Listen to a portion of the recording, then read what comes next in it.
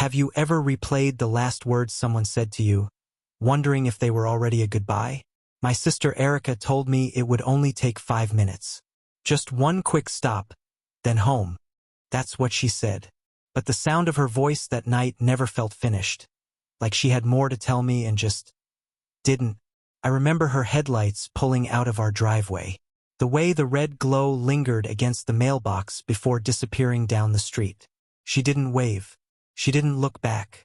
And I told myself she'd be fine, because she always was. But hours later, when I checked my phone, her last message was still there, unopened. One more errand before bed. Just that. No timestamp. No follow-up. No explanation. People talk about silence like it's peaceful.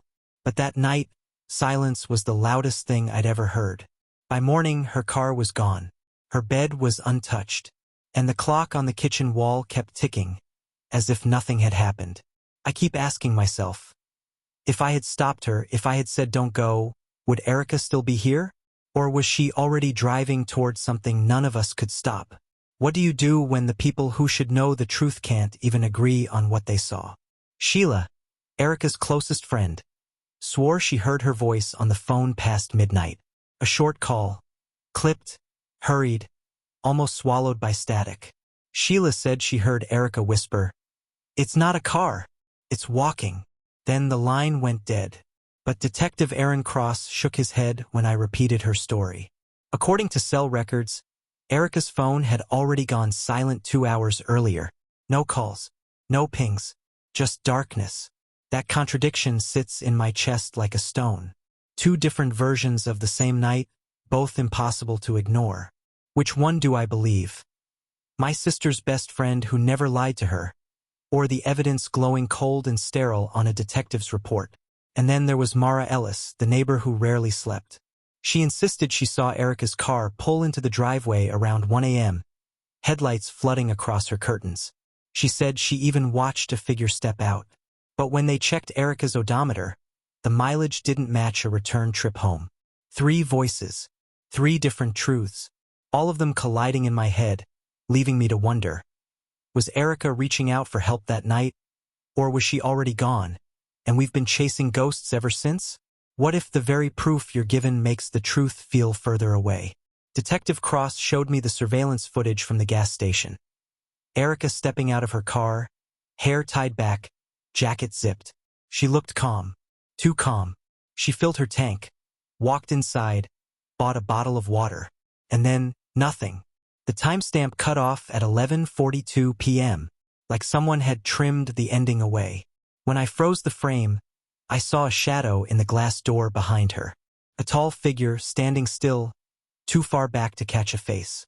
And yet, something about the posture, rigid, waiting, made the air in my chest burn.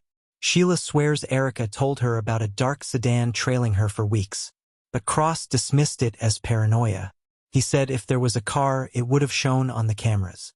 Except one lens outside the station had been spray-painted black. And Mara's story shifted again. She now claimed she didn't just see headlights. She heard a door slam. She said she watched someone dragging a heavy bag across the street, the sound scraping like metal. When I asked her how she could see that from her window, she only pressed her lips together and stared at the floor. Every account contradicted the next. Every piece of evidence bred more questions than answers. And in that swirl of confusion, one fact kept me awake at night. Erica had promised she was coming home. But every trail I follow leads somewhere she never made it. How many times can one memory change before it stops being the truth? Detective Cross called me in after Mara gave yet another version of that night.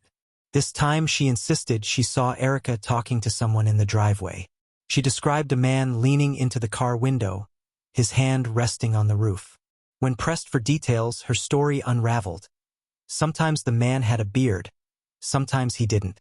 Sometimes she swore he was holding flowers. Other times a flashlight. Cross didn't dismiss her. Not this time. Because hidden in her confusion was one detail she never changed. The man's jacket. She described it as bright orange, reflective stripes down the arms. A construction vest. When they searched the footage again, not the gas station but a traffic camera half a mile away, the same jacket appeared. Not on a stranger. On someone I knew. It was Evan. My brother. I stared at the blurry image, unable to breathe. The figure's shoulders, the way he carried himself, it was him. Cross said maybe it was coincidence, maybe just another man in work gear. But the timestamp didn't lie. That camera placed Evan near Erica's route at the exact time she vanished. I never told him what I saw. I don't know if I'm protecting him or protecting myself from what it would mean if Mara's fractured memory, in all its chaos, finally told the one thing she got right. What do you do when the person you've trusted your whole life suddenly feels like a stranger? I sat across from Evan at our mother's kitchen table, the same place we ate breakfast every day as kids. He stirred his coffee without looking at me, his spoon scraping against the cup in steady circles. I asked him where he'd been the night Erica disappeared. His answer was too neat, too rehearsed. Working late, came home, went straight to bed. But when I pressed harder, his voice cracked. He admitted he left work early, said he needed to clear his head. He didn't say where he went. He didn't say why. And then came the detail that twisted inside me like a knife. Evan confessed Erica had been keeping a secret from me. A debt. A dangerous one. She had borrowed money, more than she could pay back, and she'd turned to him for help. He said she promised him that night would be the last time she risked driving out to meet the wrong people. I wanted to believe him. I wanted to believe that was the truth. But when he looked at me, I saw fear in his eyes. Not just for what happened to her, but for what I might find if I kept digging. Later, when I went through Erica's room, I found a letter tucked in the back of her dresser drawer. The handwriting was hers, but the words didn't sound like her at all. If anything happens to me, don't trust the ones closest. They know more than they say.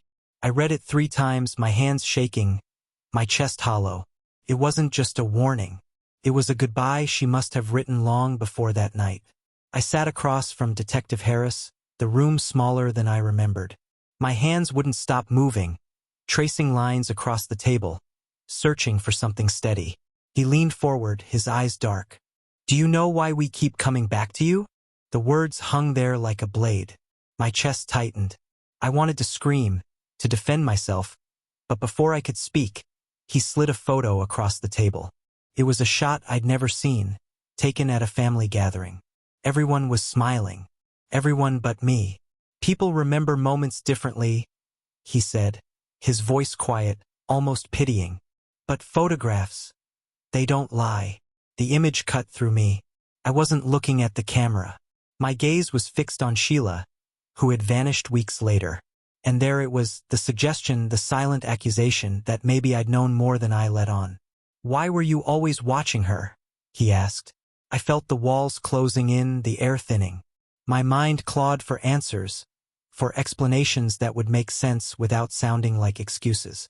I whispered, because she was slipping away, and no one else noticed. But the words didn't save me.